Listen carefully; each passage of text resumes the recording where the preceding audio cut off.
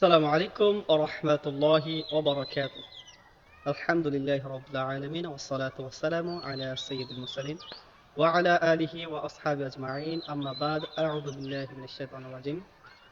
بسم الله الرحمن الرحيم. আলহামদুলিল্লাহ, সমস্ত প্রশংসা আল্লাহ তাআলার জন্য, যে আল্লাহ তাআলা আমাদেরকে ইসলাম দান করেছেন এবং সকল সমস্যার সমাধান ইসলামে রয়েছে। কেননা ইসলাম এমন একটি ধর্ম যাতে সকল বিষয় সম্পর্কে আলাপ আলোচনা করা হয়েছে। কোনো বিষয়ে ইসলাম বাদ দেয়নি, কোনো কিছুকে গোপন রাখেনি। ইসলাম ইসলাম হচ্ছে শান্তি, আর ইসলামে সালামের গুরুত্ব অপরিসীম। সালাম হচ্ছে একটি অভিবাদন। সালাম আরবি শব্দ। সালামের মাধ্যমে মানুষকে অভ্যর্থনা জানানো হয়, সম্মান জানানো হয়, তাদেরকে এরকম ভাবে সাদরে গ্রহণ করার একটা মাধ্যম হচ্ছে সালাম। রাসূলুল্লাহ সাল্লাল্লাহু আলাইহি সাল্লাম এই সালাম সম্পর্কে বলেন, আসসালামু ক্বাবলাল কালাম, যে তোমরা কথা বলার আগে তোমরা সালাম দিয়ে কথা শুরু করবে। প্রথমে সালাম দিবে, পরে তোমরা কথা বলবে। তো সালামের উপকারিতা অনেক, এবং এই সালামের সম্পর্কে আল্লাহ তাআলা কোরআনে পাকে এরকম বিভিন্ন জায়গায় গুরুত্বপূর্ণ এরকম ভাবে কথা বলেছেন, এবং অন্যদের ঘরে প্রবেশের সময়ও এই সালামের কথা বর্ণনা করেছেন। যেমন রাসূলুল্লাহ সাল্লাল্লাহু আলাইহি সাল্লাম বলেন, যখন হযরত আদম আলাইহিস সালামকে আল্লাহ তাআলা সৃষ্টি করলেন, তখন আদম আলাইহিস সালামকে এরকম ভাবে বলা হলো, তুমি ওই যে ফেরেশতার দলটিকে দেখতেছো, সেই দলটির কাছে যাও এবং তাদেরকে সালাম করো। আর সালামের প্রত্যুত্তরে তারা কি বলে সেটা খুব মনোযোগ সহকারে শোনো, কেননা এই সালাম হবে তোমার সন্তানদের একটি অভ্যর্থনা, অভিবাদন। এরকম ভাবে তিনি গেলেন এবং বললেন, আসসালামু আলাইকুম। তখন ফেরেশতারা বলছিলেন, ওয়া আলাইকাস সালাম। আর সালাম আসসালামু আলাইকুম এর অর্থ হচ্ছে, আপনার উপর আল্লাহ তাআলা রহমত, শান্তি বর্ষিত হোক। ওয়া আলাইকুম আসসালাম, আর আপনার উপরও আল্লাহ তাআলা রহমত ও বরকত নাজিল হোক। এটা হলো শাব্দিক অর্থ। যদি আমরা পরিপূর্ণ এরকম ভাবে সালাম দেই, আসসালামু আলাইকুম ওয়া রাহমাতুল্লাহি ওয়া বারাকাতুহু, এটার অর্থ হচ্ছে যে আপনার উপর আল্লাহ তাআলার শান্তি, রহমত ও বরকত বর্ষিত হোক। আর প্রত্যুত্তরে ওয়া আলাইকুম আসসালাম ওয়া রাহমাতুল্লাহি ওয়া বারাকাতুহু, যে আপনার উপরও আল্লাহ তাআলার রহমত, বরকত ও শান্তি বর্ষিত হোক। এটা হচ্ছে মুসলমানদের কালচার।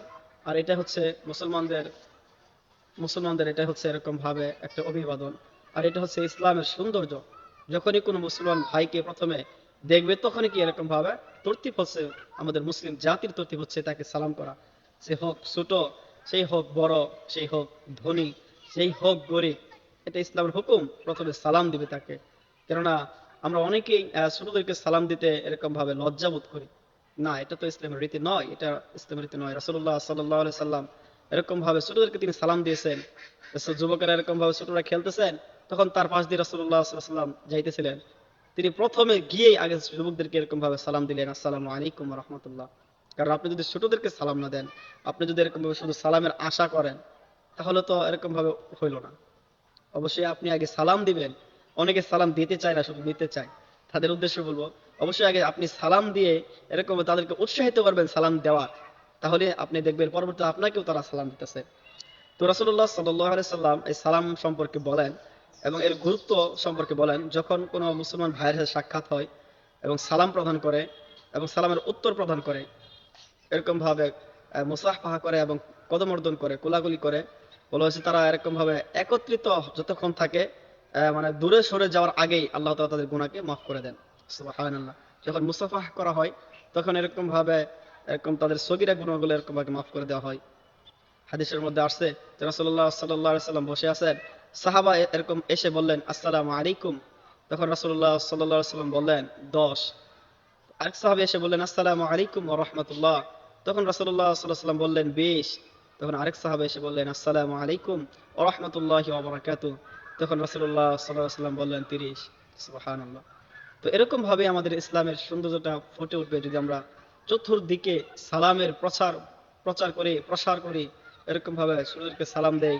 যদি আমরা সকলকে সালাম দেই, তাহলে আমাদের এরকম ভাবে সমাজটা অনেক সুন্দর পরিবর্তন হয়ে যাবে। সালাম দিলে এরকম ভাবে হিংসা থেকে দূরে থাকা যায়। সালামের মাধ্যমে এরকম ভাবে ভালোবাসা তৈরি হয়।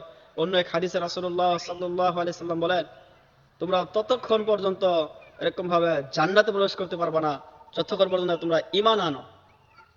এরকম ভাবে বললেন যে তোমরা ঈমান আনার পর তোমরা জান্নাতে প্রবেশ করতে পারবে, আর ততক্ষণ পর্যন্ত জান্নাতে প্রবেশ করতে পারবে না যতক্ষণ পর্যন্ত না তোমরা একে অপরকে ভালোবাসো। এরকম ভাবে তিনি বললেন যে আমি কি তোমাদেরকে বলে যাব না যে তোমাদের একে অপরের মধ্যে কিভাবে এই ভালোবাসাটা তৈরি হবে। সুবহানাল্লাহ। রাসূলুল্লাহ সাল্লাল্লাহু আলাইহি ওয়াসাল্লাম বললেন তুতিমুত তুআমা ওয়া তুখরিউস সালাম, তোমরা সাধ্য অনুযায়ী মানুষদেরকে খাওয়াও এবং তাদেরকে দেখা মাত্রই সালাম করো, তাহলেই তোমরা এরকম ভাবে আহ, একে অপরের মধ্যে ভালোবাসা তৈরি হবে। তাই আসুন আমরা সমাজকে বদলে দিয়ে সালামের প্রচার প্রসার করি এবং নিজে আগে সালাম দিতে দেওয়া শুরু করি। তাহলে দেখবেন আপনাকেও, আপনি যাদেরকে সালাম দিবেন প্রথমে, তারাও একসময় ভাববে যে প্রতিদিন তো সেই সালাম দেয়, আজকে আমি তাকে সালাম দেব। এটাই হচ্ছে ইসলামের সৌন্দর্য। তাই আসুন ইসলামের সৌন্দর্যকে আমরা আরো সামনের দিকে সৌন্দর্য মণ্ডিত করব, সামনের দিকে আমরা এগিয়ে যাব সালামের মাধ্যমে। এই আশা রাখছি। আসসালামু আলাইকুম ওয়া রাহমাতুল্লাহি ওয়া বারাকাতুহু।